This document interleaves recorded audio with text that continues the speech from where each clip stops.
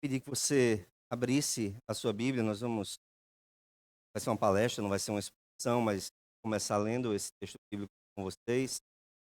Por favor, abra a sua Bíblia no Salmo 78.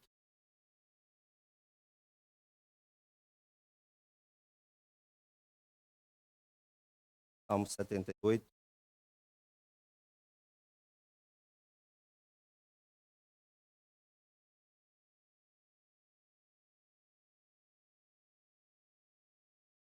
Certamente um texto conhecido, frequentemente usado no mundo da educação cristã, mas ainda assim será importante para aquilo que nós vamos conversar hoje.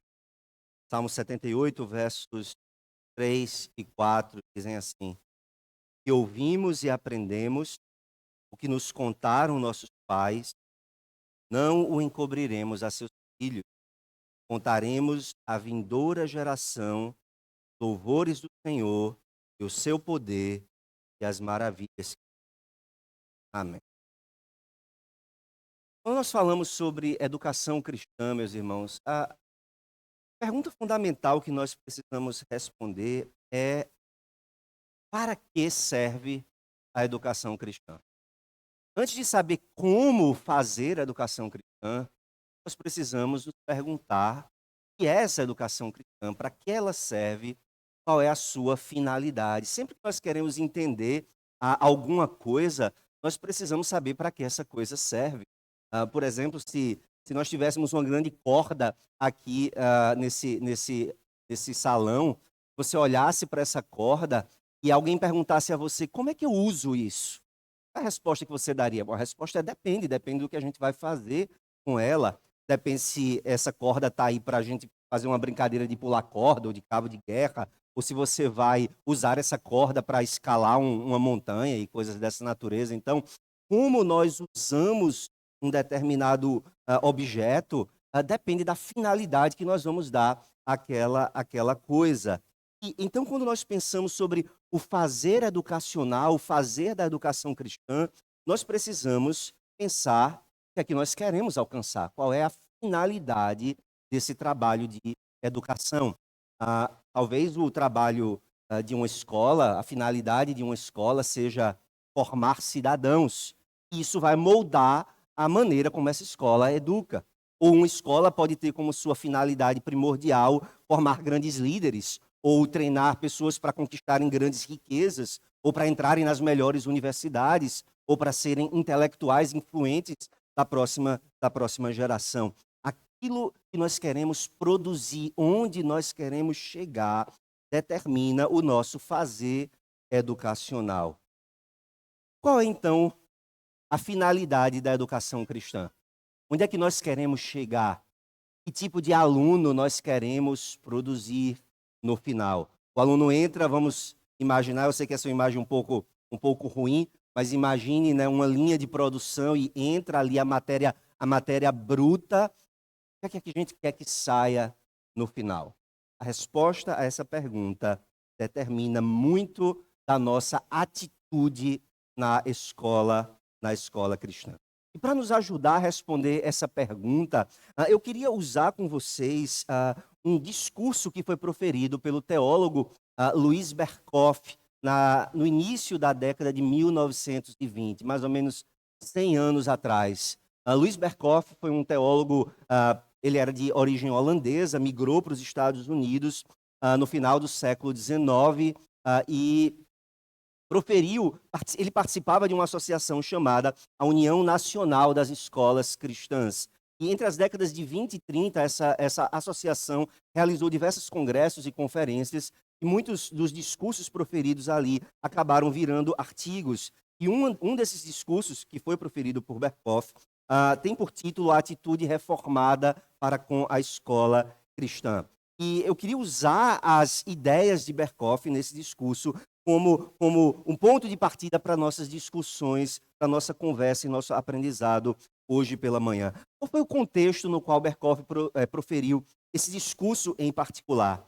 No início do século XX, nos Estados Unidos, havia todo um movimento para tentar universalizar a educação pública nos Estados Unidos. E parte dos defensores do movimento da universalização da educação pública, não todos, mas boa parte deles, queriam o fim das escolas religiosas, o fim das escolas cristãs especificamente. Havia, portanto, uma tensão entre a educação religiosa e a educação secular, e havia um debate nacional sobre o papel do Estado na educação. Berkoff, então, proferiu esse discurso no contexto dessas tensões e desse debate, e a tese dele nesse discurso, que virou depois um artigo, foi uma defesa das escolas cristãs reformadas, uma defesa de escolas que permanecessem independentes do controle estatal. E Berkoff vai defender ao longo desse discurso que as escolas cristãs reformadas são necessárias para o bem dos indivíduos, para o bem das famílias, para o bem das igrejas e para o bem da própria nação norte-americana a qual ele servia. Berkoff, então, vai defender essa tese basicamente em dois grandes pontos. Primeiro, ele vai tratar de quais são alguns adversários seculares da escola cristã. Então, a primeira parte do seu discurso envolve discutir, mencionar dois grandes problemas que a educação cristã enfrentava no seu tempo. O primeiro é aquilo que ele chama de nacionalismo educacional. E o que é o nacionalismo educacional? Era a ideia de que toda a educação das crianças e adolescentes nos Estados Unidos deveria ser feita por escolas conhecidas como escolas comuns, ou seja, escolas não separadas por religião ou por convicções ideológicas, escolas que fossem todas tivessem um currículo uniforme e não sectário. Boa parte desse movimento de escolas nacionais defendia o controle do Estado sobre o currículo educacional, o financiamento da educação com impostos. E Berkoff vai definir esse nacionalismo educacional dizendo que ele defende as escolas do Estado, feitas e financiadas pelo Estado e que existam para o Estado. O que é que esse movimento de nacionalismo educacional queria, no fim das contas? Que tipo de aluno ele queria produzir? Ele queria produzir unidade e homogeneidade na cidadania.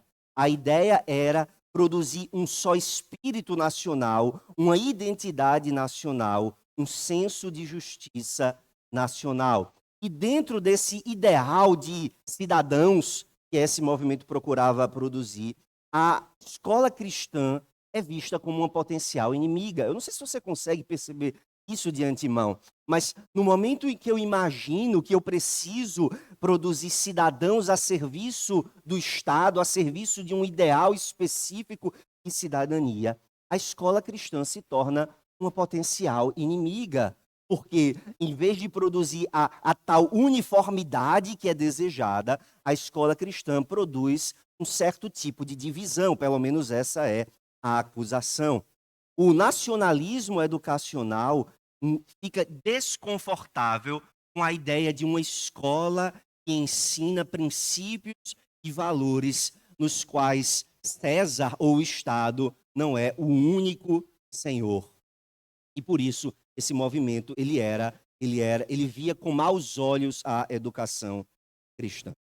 Por outro lado, porque as escolas cristãs têm problema com esse nacionalismo educacional? Um dos problemas que nós teríamos com esse nacionalismo educacional é que esse tipo de abordagem promove uma educação e uma cidadania desconectadas da verdadeira religião.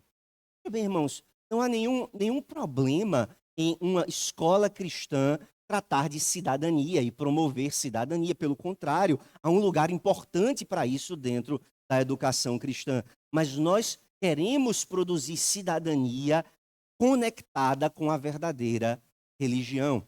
O serviço à cidade, o serviço à sociedade, o serviço ao bem comum, ele não é um fim em si mesmo, mas ele é uma consequência do nosso compromisso primordial com Deus e com sua palavra. Esse, então, é o primeiro adversário que Berkoff estava enfrentando nos seus dias. Nós temos ainda de lidar com um tipo de nacionalismo educacional em 2025? A resposta é sim, irmãos. E, infelizmente, esse nacionalismo educacional aparece de todos os lados. Ele, às vezes, aparece na forma de um amor à pátria divorciado do amor a Deus. Às vezes, aparece numa ênfase exagerada na formação cidadã. E, às vezes, ele aparece também do outro lado do espectro político, quando o amor à pátria é convertido em amor ao partido. Então, muitas vezes, nós vamos ver na educação em nossos dias a tentativa de imposição da cartilha ideológica predominante num determinado governo. Se o governo é de direita, a educação vai passar a ser influenciada por essa cartilha ideológica de direita. Se o governo é de esquerda, vai haver uma tentativa de impor uma cartilha ideológica predominantemente de esquerda. E tudo isso impõe ou coloca problemas para a educação cristã, desafios para a educação cristã. Esse é o primeiro adversário. O segundo adversário que Berkhoff menciona, ele chama de psicologia evolucionária. Basicamente, o que é a psicologia evolucionária na educação, na pedagogia? É a ideia de que nosso método pedagógico, nossa filosofia da educação, deve ter o estudo da criança como um ponto de partida. Então, em vez de considerar o que Deus requer, em vez de considerar os princípios estabelecidos na Escritura, em vez de considerar aquilo que a palavra de Deus revela como sendo o alvo da educação e os princípios básicos do método educacional, a psicologia evolucionária vai dizer: não, não, não, nós precisamos começar com a criança, onde ela está, quem ela é. Dentro dessa psicologia evolucionária, as imperfeições da criança, vamos começar chamando assim, as imperfeições da criança são vistas como? São vistas como propensões de uma natureza animal. Afinal, é isso que nós somos dentro dessa abordagem. Nós somos animais evoluídos. Então, os nossos defeitos não são pecado, como a Bíblia chama, mas são propensões dessa nossa natureza animal. Então, o que é que a psicologia evolucionária vai ensinar? Que o método pedagógico não deve tratar de coisas como pecado, queda, redenção, salvação, céu, inferno. Não, nada disso. O que nós precisamos fazer na educação é ser facilitadores da criança, para que a criança comece a desenvolver os seus potenciais e, ao mesmo tempo, abandonar o lado mais animalesco da sua natureza, por assim dizer. Todo o fazer educacional, dentro dessa perspectiva evolucionária, todo o fazer educacional vai ser pautado por ideais éticos, ideais intelectuais, ideais de desenvolvimento das habilidades naturais da criança. Dentro dessa perspectiva, qual é o problema da escola cristã?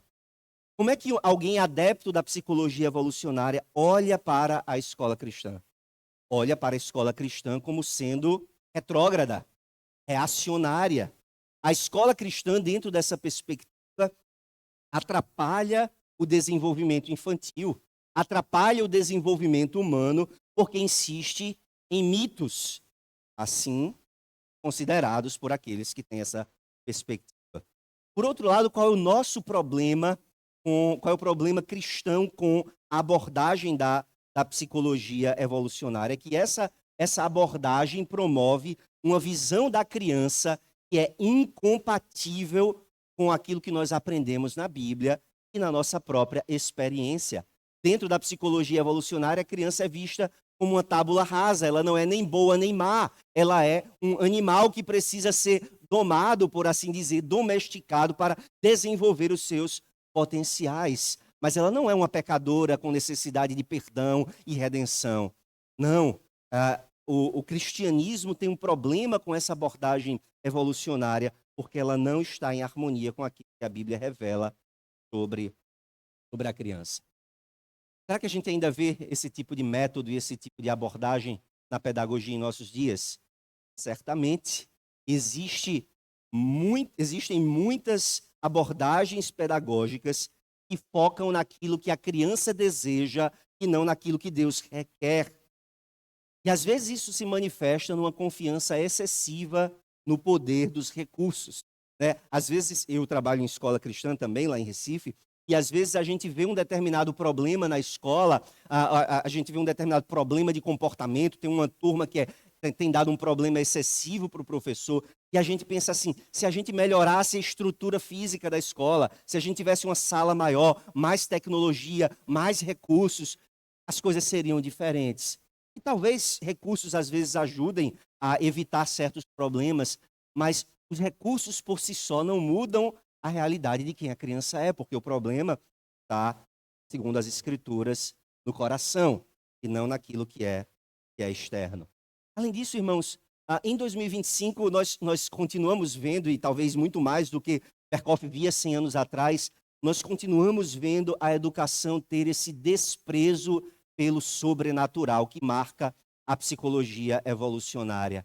Às vezes eu faço parte da capelania da escola onde trabalho, além de ser professor da disciplina de projeto de vida lá no ensino médio. E às vezes nas conversas da capelania a gente vai conversar com os professores e a gente pede que toda aula tenha aquilo que a gente chama de uma integração bíblica, né? Que todos os assuntos que eles tratarem, eles encontrem um caminho para ensinar a cosmovisão cristã e os princípios da palavra de Deus. E às vezes o professor de matemática se pergunta como é que eu faço essa integração bíblica? O professor de biologia se pergunta como é que eu faço essa integração bíblica? E é claro que eu não vou responder a isso especificamente, mas uma das coisas que nós precisamos ter por marca, irmãos, da nossa educação, se nós queremos fazer educação cristã, é que nós precisamos enfatizar o sobrenatural. E com isso eu não estou falando de milagres acontecerem dentro da sala de dons sobrenaturais. Não estou tratando disso. Estou tratando do fato de que nós, como cristãos, cremos num Deus sobrenatural. Ele não é parte da criação, ele está fora da criação. Nós cremos num Deus que, pela sua providência, governa a criação. Ele preordena e determina tudo aquilo que acontece. Nós cremos em anjos, nós cremos em demônios, nós cremos em pecado, cremos em expiação, cremos em céu, cremos em inferno. Tudo isso precisa fazer parte da nossa educação. Nós precisamos educar os nossos alunos, instruir os nossos alunos de tal maneira que eles saibam que o mundo não é simplesmente aquilo que se pode ver, mas existe um mundo invisível, tão real e até mesmo mais real do que aquilo que se pode ver. Então nós temos sim um problema com essa abordagem evolucionária. Esses são os inimigos, esses são os adversários.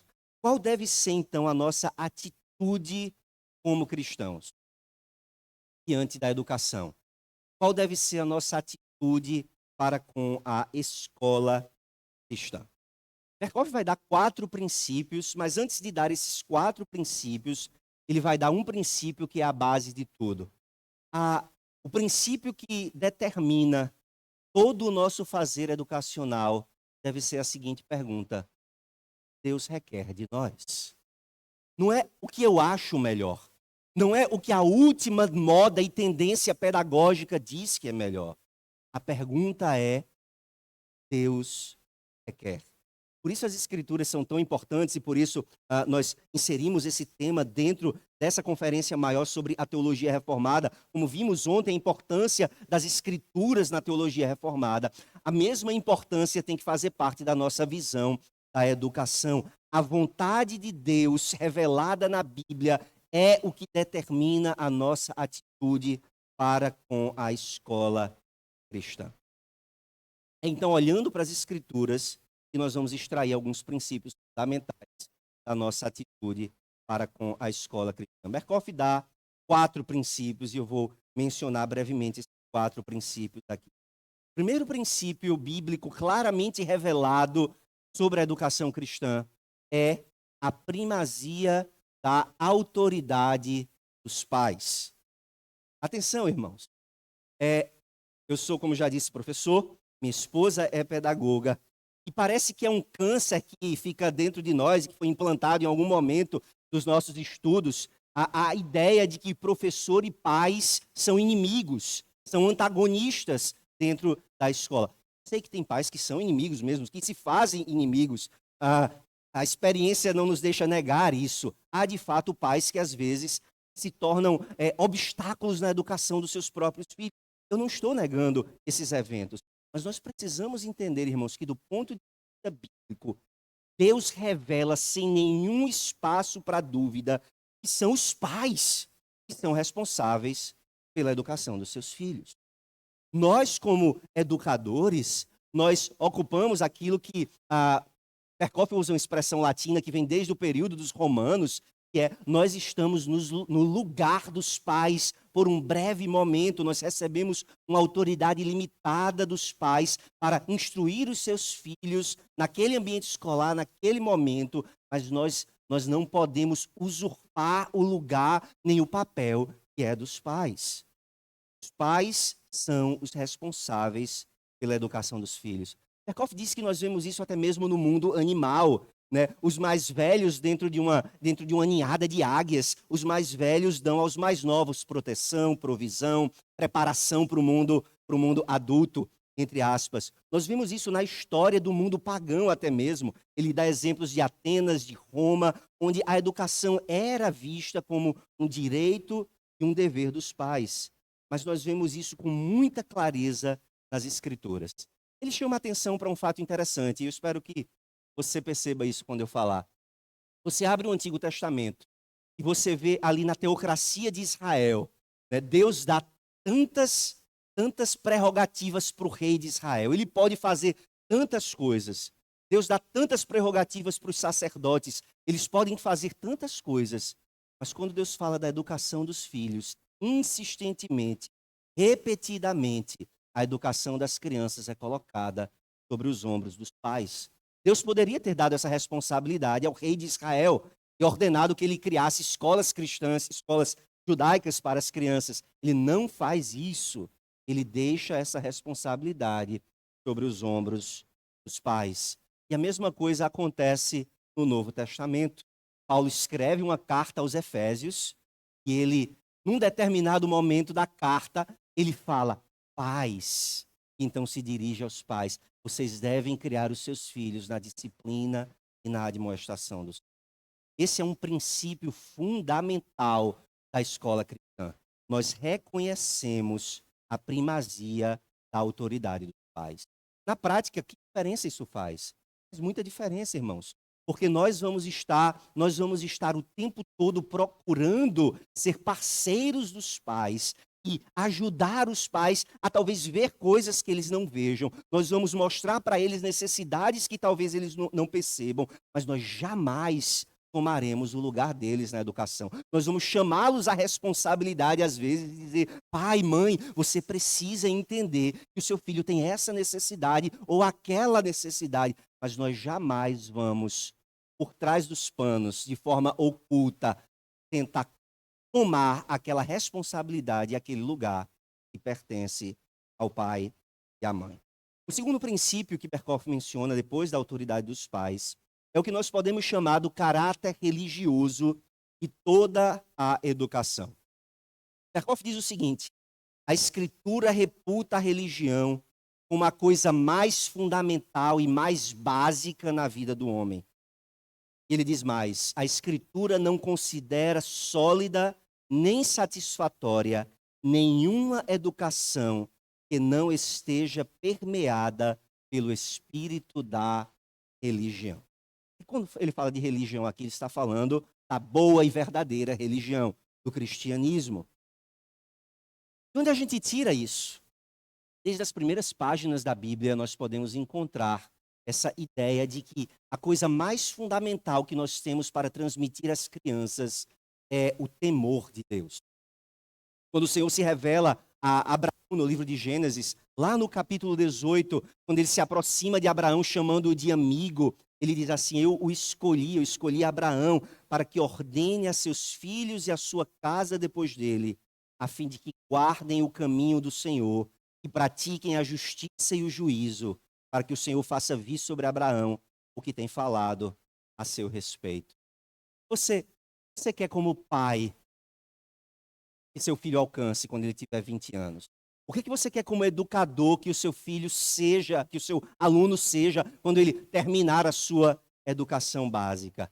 Podemos querer muitas coisas, boas notas no Enem, aprovação nas boas universidades, excelência acadêmica, sucesso profissional e financeiro. Podemos querer todas essas coisas, irmãos, mas acima de tudo, antes de tudo, nós devemos querer isso aqui. Que os nossos filhos e os nossos alunos guardem o caminho do Senhor e pratiquem a justiça e o juízo. Isso é o que nós queremos acima de tudo. Por isso, Salmo 78, nós lemos no início, aquilo que nós ouvimos, aquilo que nós aprendemos, nós não vamos esconder dos nossos filhos e dos nossos netos, nós vamos anunciar à próxima geração os louvores do Senhor e o seu poder e as maravilhas que ele fez. A educação cristã, ela é em todo tempo educação religiosa. Podemos ter uma aula de religião na semana, ou aula de Bíblia, ou aula de cosmovisão, podemos chamar de vários nomes, mas não é essa aula sozinha que torna a nossa escola uma escola cristã. O espírito da religião, o espírito do cristianismo, as verdades bíblicas têm que permear tudo o que nós fazemos. Desde as nossas regras de conduta, o nosso código de disciplina na escola, a nossa maneira como nós nos portamos, como nós tratamos os alunos, como nós respeitamos as diferenças, como nós incluímos os alunos, tudo isso deve estar permeado pelo espírito cristão. Também no conteúdo das nossas aulas, tudo tem que, de alguma forma, nos conduzir a Deus e às verdades bíblicas e a encorajar os nossos alunos a andarem no caminho do Senhor e a praticarem a justiça e a retidão. O terceiro princípio, Berkhoff menciona, então, em primeiro lugar, a autoridade dos pais, em segundo lugar, o caráter religioso de toda a educação. O terceiro princípio é aquilo que nós poderíamos chamar da natureza da criança e aquilo que define a natureza dos nossos alunos.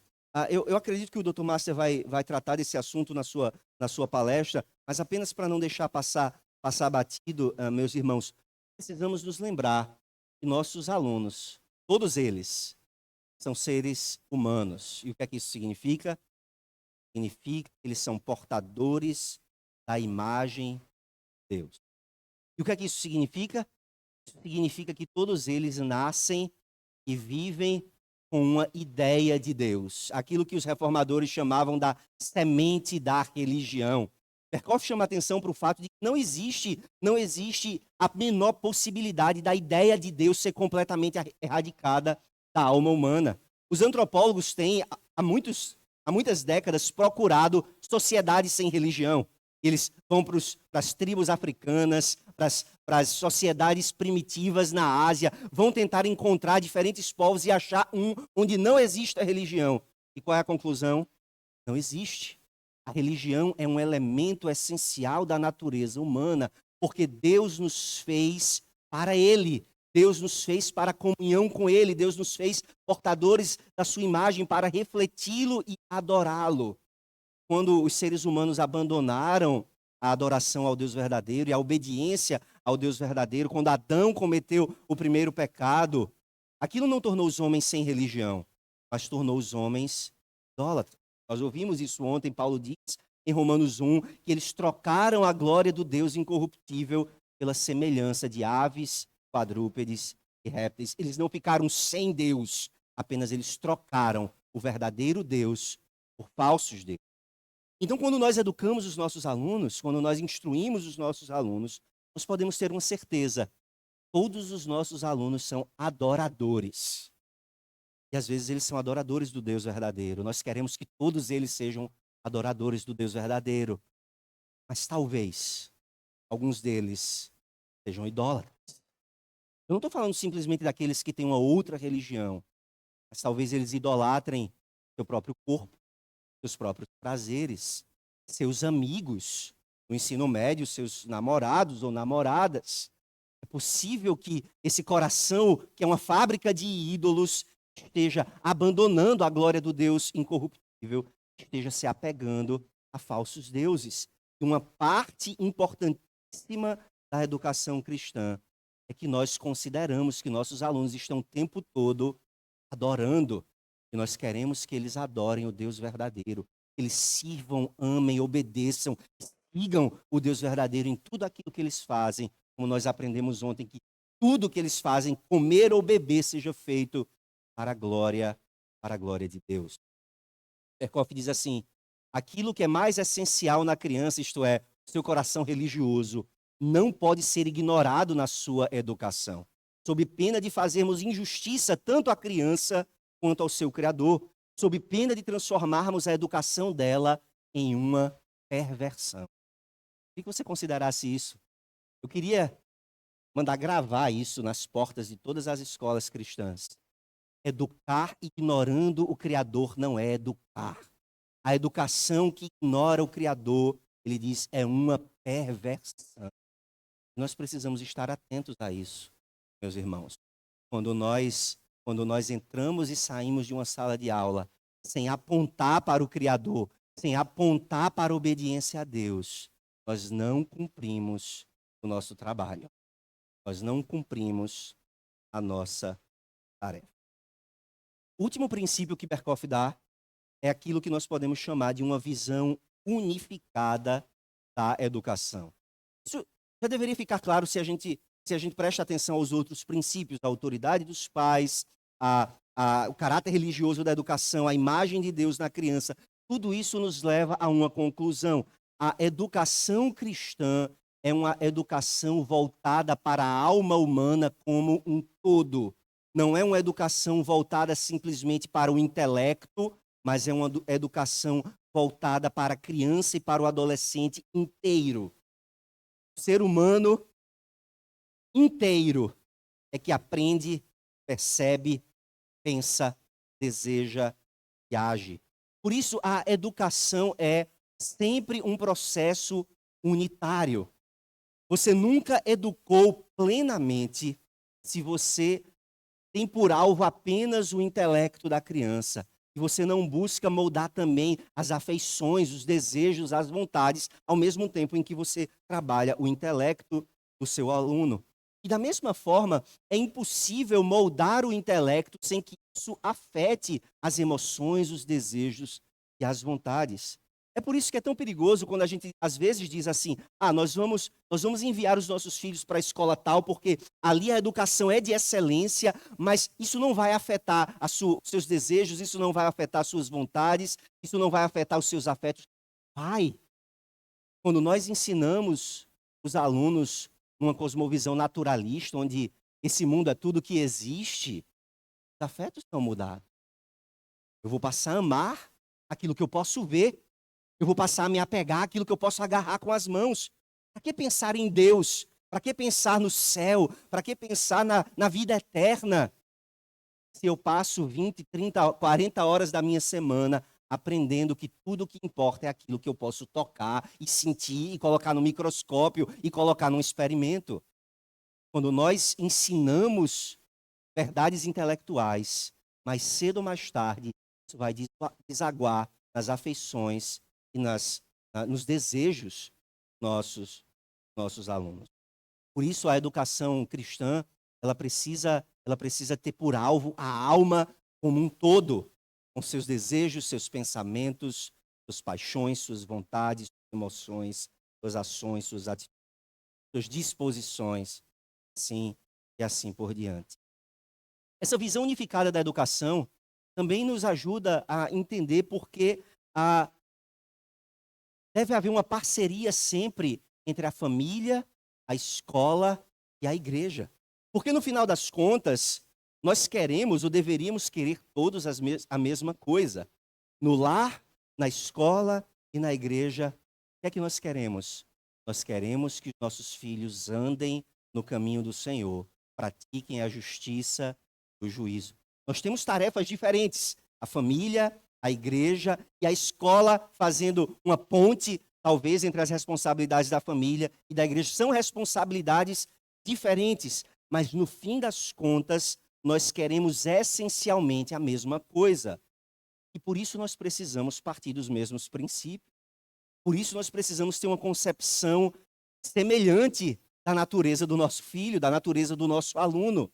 Nós precisamos olhar para a criança e para o adolescente com o mesmo olhar.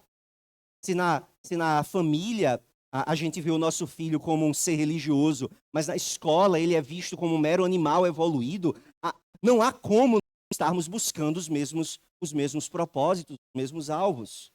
Se na igreja meu filho aprende verdades profundas sobre Deus, mas na escola Deus é ignorado e desprezado, não há como. Nós vamos criar nossos filhos todos quebrados por dentro, fragmentados, porque eles estão aprendendo coisas diferentes no lar, na escola, na igreja. Por isso, a educação cristã é tão importante. E por isso, lá na década de 20, nos Estados Unidos, Berkhoff estava dizendo: não, nós não podemos entregar a educação dos nossos filhos para o Estado. Nós precisamos manter essa responsabilidade conosco. Nós queremos escolas cristãs, porque nós queremos que as famílias cristãs possam colocar os seus filhos numa escola onde os mesmos princípios, as mesmas verdades, as mesmas concepções sejam ensinadas e abraçadas.